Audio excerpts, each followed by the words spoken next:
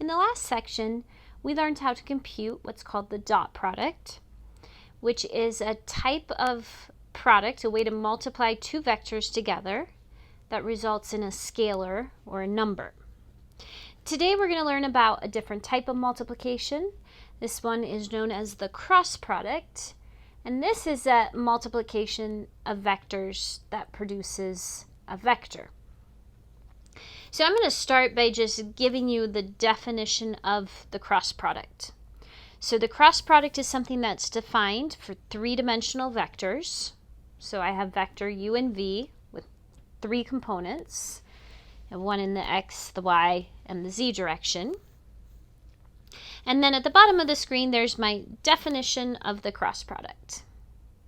Now, this is a pretty complicated definition, and so in the next slide, I'm going to show you a different way to think about this and kind of remember how to do the cross product.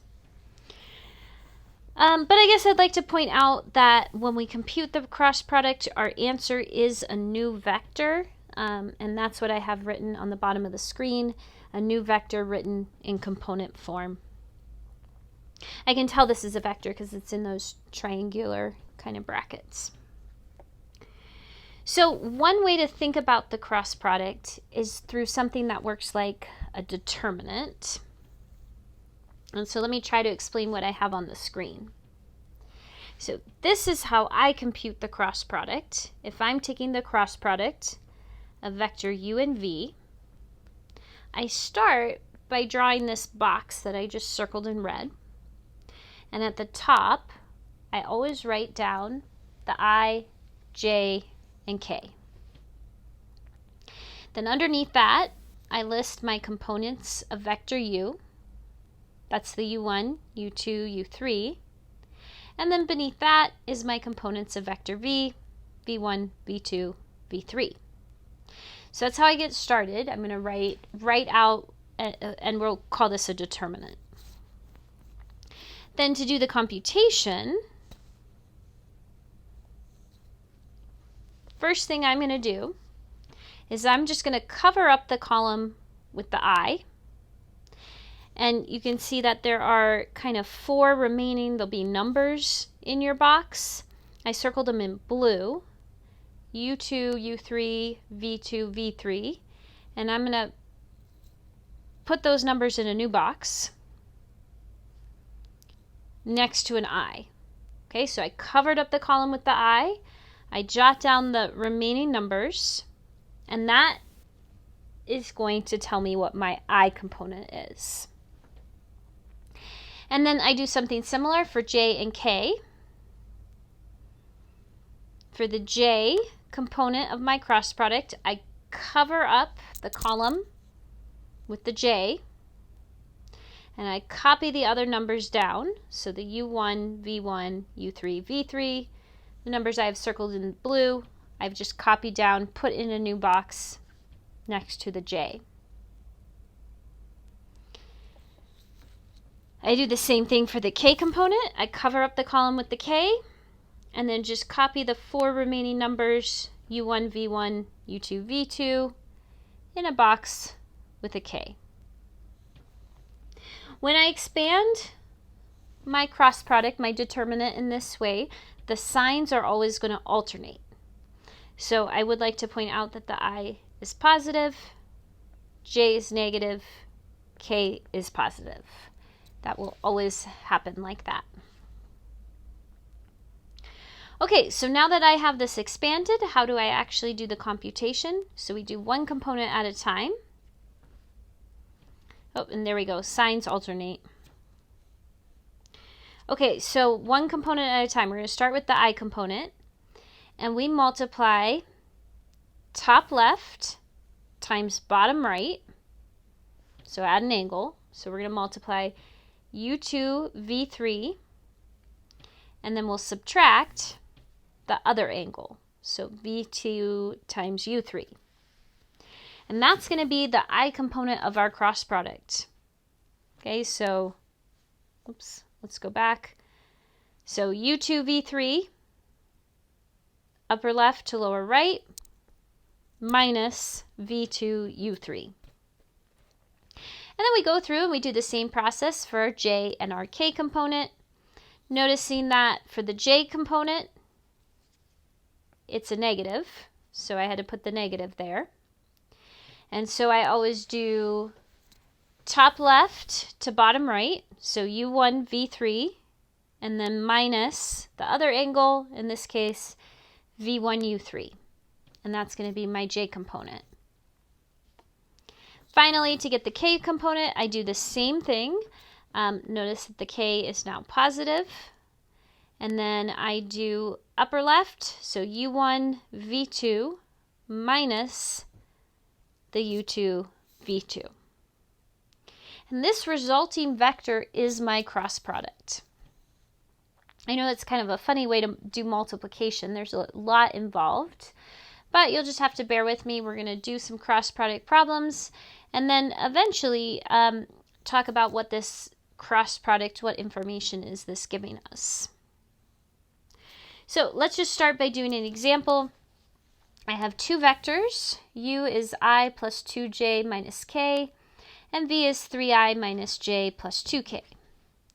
I'm going to find u cross v, and then we'll compare that with v cross u. Okay, so to find u cross v, I'm going to start by drawing my determinant. I'm going to list my standard unit vectors, so the I, the j, the k, that's the top row. And then because u came first, I'm just going to list my components of u. So 1, because it was 1i, 2, 2j, and then the minus k becomes a minus 1. So I just took the components of vector u, and that's my, I guess, middle row. And then finally, I'm going to take the components of vector v and put that at the bottom. All right, so I've written out my determinant, and then I'm going to go through and use that process that was described earlier. So I'm going to cover up the column with the I, and I'm going to copy down the remaining numbers. So 2, -1, -1, 2 with I. The j is always negative, so minus, and then I cover up the j column, and I copy down the remaining numbers, 1, 3, -1, 2. Finally, here's my k. K is positive. Remaining numbers are the 1, the 3, 2, and -1. Now I'm going to go through and do that multiplication and subtraction. So starting with the I component, I'm going to do upper left first, so what I circled in orange. So that would be 2 times 2, which is 4, minus -1 times 1. So 4 minus 1 is going to become my I component, or I guess that's 3. So 3i. Okay, same thing with the j, except the j is a minus, so I put a minus, and then I'm going to do 1 times 2 is 2, minus 3 times -1. So 2 minus -3 is 5, and then it becomes a negative. So -5j. And then for the k, same thing. Plus, let's see, 1 times -1 minus 2 times 3. That turns into a -7. So k component is -7. And that's my answer. My cross product is a brand new vector. Vector with components 3, -5, -7. Now, what happens if we do the cross product in the other order? If I switch the order of the v and the u, the only thing that changes is now I list the components of the v on the top. So since v came first, I'm going to list in that, I guess it's the middle row, 3, -1, 2. And the u is second, so the bottom row is the u components, the 1, 2, -1. So when the order switches, it just switches the order of the bottom 2 rows. And so we can go through and do the math. So I covered up the I, so same process, covered up the I, wrote down the remaining numbers with the I, and then covered up the J, wrote down the remaining numbers, noting that J is negative. Finally, covered up the K, wrote down the remaining numbers. Now I'm going to go through and compute the cross product by multiplying upper left to lower right and then subtracting, I guess, lower left times upper right. So for the I component, I did -1 times -1 minus 2 times 2. So 1 minus 4 is -3. J component is a negative. -3 minus 2. So -5. That becomes a +5. And then for the K, 3 times 2 is 6. Minus 1 times -1. So we get a 7K for our K component. So the only thing that happened when I switched the order of the multiplication, I got the same numbers, but the sign changed. So, and that'll always happen. If you change the order of your cross product, the signs will change. So instead of +3, -5, -7, I got -3, +5, +7. So the order of the multiplication does matter. And there's another relationship here that's happening when it turns out when you take the cross product of 2 vectors, your resulting vector, the cross product, is always going to be orthogonal or form a 90-degree angle with both vector u and vector v. And so I tried to draw that in the picture here.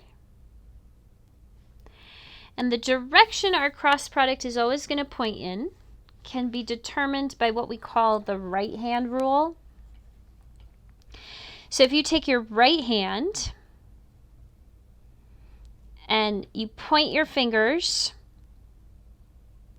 I guess thumb facing up, but if you point your fingers in the direction of u, and then you curl them towards V, the direction of your thumb is the direction of the cross product. So I guess if U was on the other, or V was on the other side of U, to curl your fingers towards V, you might have to flip your hand upside down, and then you'd know the cross product will point down. So point your finger towards the first vector U, bend it towards vector V, and the direction your thumb points is the direction of the cross product. Okay, but I think the really important thing here is your cross product is always orthogonal to the 2 vectors. On this next screen, I have a list of properties. I don't think I'm going to run through all of these. The first property, we saw this happen in the previous example. When you change the order of the multiplication, it just changes the sign. The next couple properties have to do with how you can distribute a cross product to a sum. And if you have a scalar, you can multiply the scalar by one of the vectors and then perform the cross product.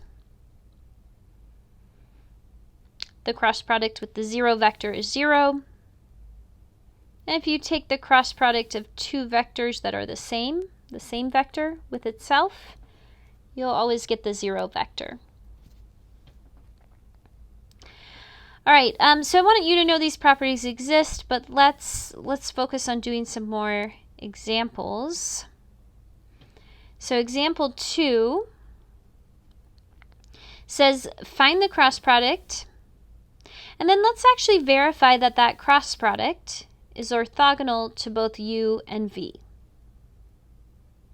It should be. We learned that in a previous slide, but let's actually show that that's true. So first thing I'm going to do is set up my problem to find u cross v. So I copy down the I, j, k, copy down the components of u and the components of v. So 3, negative 1, 4 was u, 0, 2, 1 is v. And then I went through using that process where cover up the I, write down the remaining numbers, the negative 1, 2, 4, 1 for the I component, cover up the j, copy down the remaining numbers with the j, making sure that the j is negative, cover up the k, copy down the remaining numbers, 3, 0, negative 1, 2 with the k.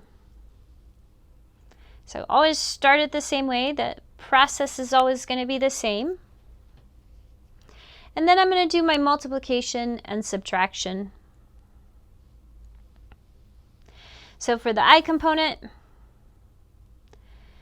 let's see, negative 1 times 1 is negative 1, minus 2 times 4. So negative 1 minus 8 is negative 9. And then for the j, we're going to get minus 3 minus 0. So negative 3. And then my k is going to be 3 times 2 is 6. So 6 minus 0, which is 6. So there's my cross product. Negative 9, 3, and 6. Now the second part of this problem is asking us to show that this answer, this cross product, is orthogonal to both u and v. Well, I think the fastest way to do that is to compute the dot product of our answer with each of those vectors.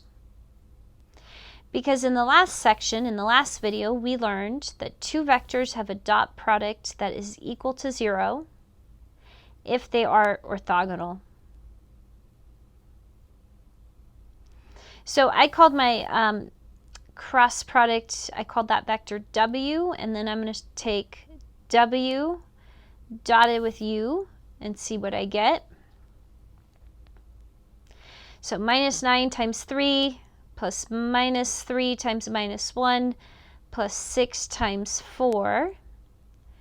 So I'm multiplying the corresponding components of w and u together, adding them up. And I feel like I wrote this down wrong. It should add up to 0. Where's my mistake? Let's see, negative 27 plus 3. Oh, there we go. 6 times 4 should be 24. There we go. That looks better. And then we add up those numbers, and it does add up to 0. Because the dot product is 0, that tells me that these two vectors are orthogonal. And then let's do the same thing with vector v. We'll do negative 9 times 0 plus negative 3 times 2 plus 6 times 1. And that also adds up to 0. So I can see that my cross product is indeed orthogonal to both u and v. And that will always be the case.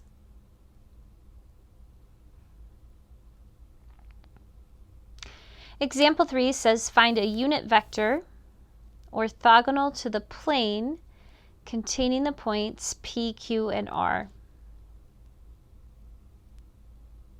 So the first thing I'm going to do is create some vectors that I can work with.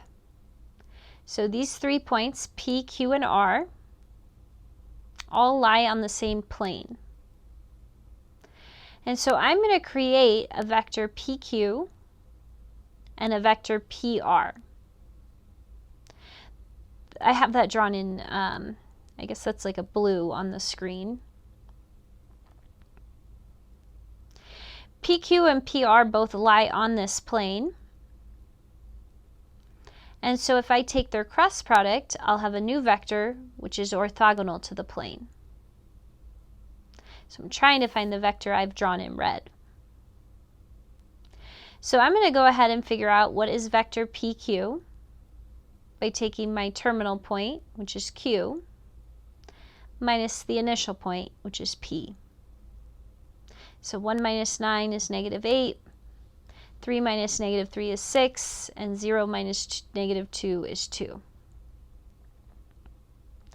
And then I'm going to figure out what's vector PR, also by taking my terminal point minus my initial point. So I got vector PR was negative 11, 8, and 2. Finally, to find my orthogonal vector, I'm going to take the cross product of PQ with PR.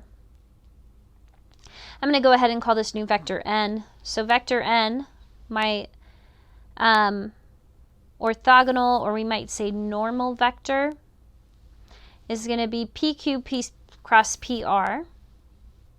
And so I'm going to go through that process again, jotting down the I, J, and K, the components of PQ, and then the components of PR. I expand this out,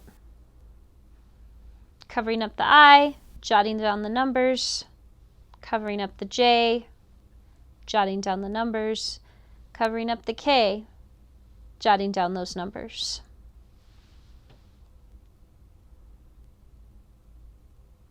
Same process as before. Then I'm ready to go ahead and multiply and subtract. So I'm going to take, for the I, 6 times 2 is 12, minus 8 times 2 is 16. And I'll do the same thing for the J. Negative 8 times 2 is negative 16. And then the other one is negative 22. So minus 16 minus minus 22. Minus 16 plus 22. And then for the last one, we'll do negative 8 times 8 is negative 64 minus a negative 66. And so if I go ahead and simplify, I end up with the following vector. Let's see, negative 4i minus 6j plus 2k. And so that is a vector that is orthogonal to the plane containing the 3 points given. Now this problem asked for one more thing. They asked us to find a unit vector orthogonal to this plane. So we need to take the vector that we just computed, our cross product, and to turn it into a unit vector, we're just going to go ahead and divide everything by the magnitude of what I'm calling vector N. So let's go ahead and compute the magnitude of what I'm calling vector N. So square root of 4 squared plus 6 squared plus 2 squared. I got root 56. You don't have to simplify this, but I'm going to go ahead and do so because I know that 56 is 4 times 14. So I can write this as 2 root 14. So my unit vector in the direction of n is going to be, I'm just going to go ahead and take those components of n and divide them all by 2 root 14. And then I went ahead and simplified. I reduced the fractions. So I ended up getting negative 2 over root 14, negative 3 over 14, and positive 1 over root 14. And so there's a unit vector, so a vector with a magnitude of 1. That is orthogonal to both PQ and PR, and therefore orthogonal to the plane. Finally, there's one more kind of application of the cross product that I'd like to discuss in this video. And we definitely are going to continue using the cross product throughout the course. But the application I wanted to talk about right now is something known as torque. And the torque is the tendency of a force to produce rotation about an axis of rotation. So the torque is something that describes basically whether a force is going to produce rotation and how much rotation might it produce. The definition of torque, which I'm going to abbreviate with the Greek letter tau, is r cross f, where r is a vector with its initial point at the axis of rotation and its terminal point at the location where the force is applied. And then F is the force applied. So let's see how this works with an example.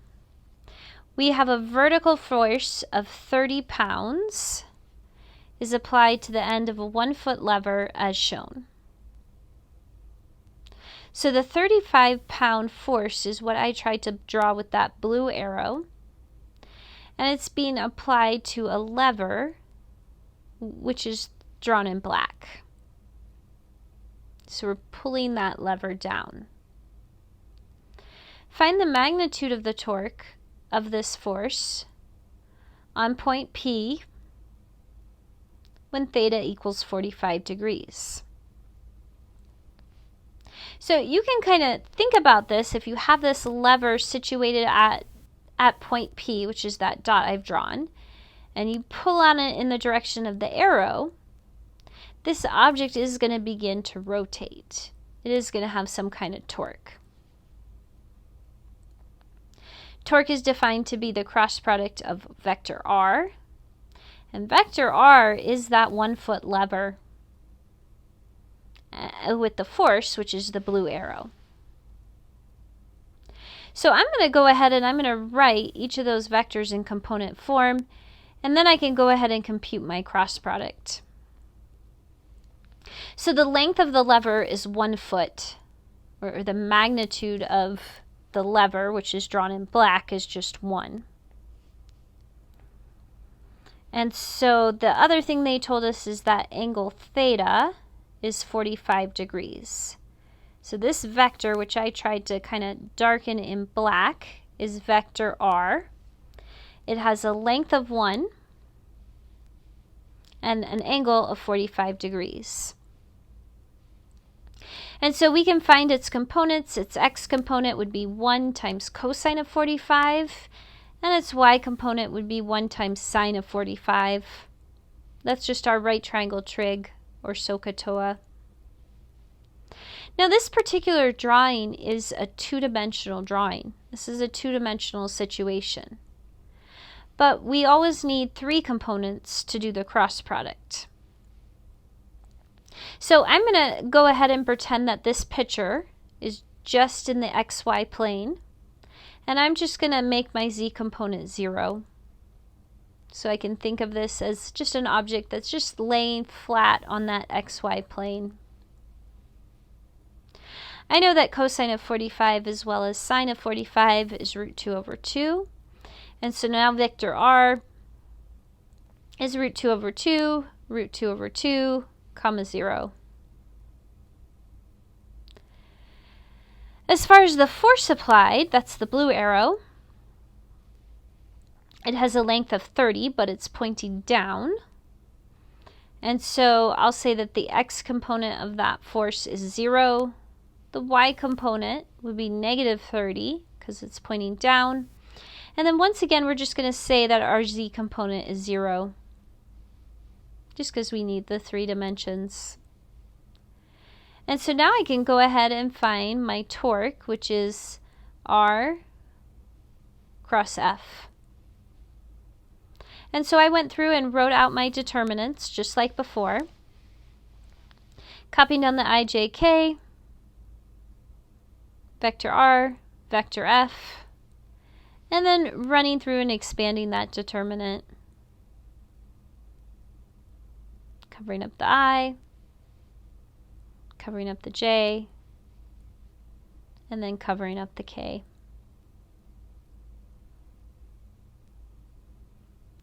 Then I go through and I do the multiplication and subtraction. So I did root 2 over 2 times 0 minus 0 times negative 30. That gave me 0. And something similar happens with the J component. We end up getting 0 minus 0. So just 0. And then finally for the K component, negative root 2 over 2 times, or I guess it's positive root 2 over 2 times negative 30 is negative 15 over root 2 minus 0. So at the bottom of the screen, that is my cross product, R cross F. Now, this particular problem is asking us for the magnitude of the torque. And so the magnitude of that vector is just going to be 15 root 2. Again, to find magnitude, you would square the components, add them together, square root it. Since we just have a bunch of zeros, it simplifies all the way down to 15 root 2. And so that is the magnitude of my torque, which gives me some kind of measure of the rotation from this force. All right, that's it for this video. Please reach out if anything is unclear.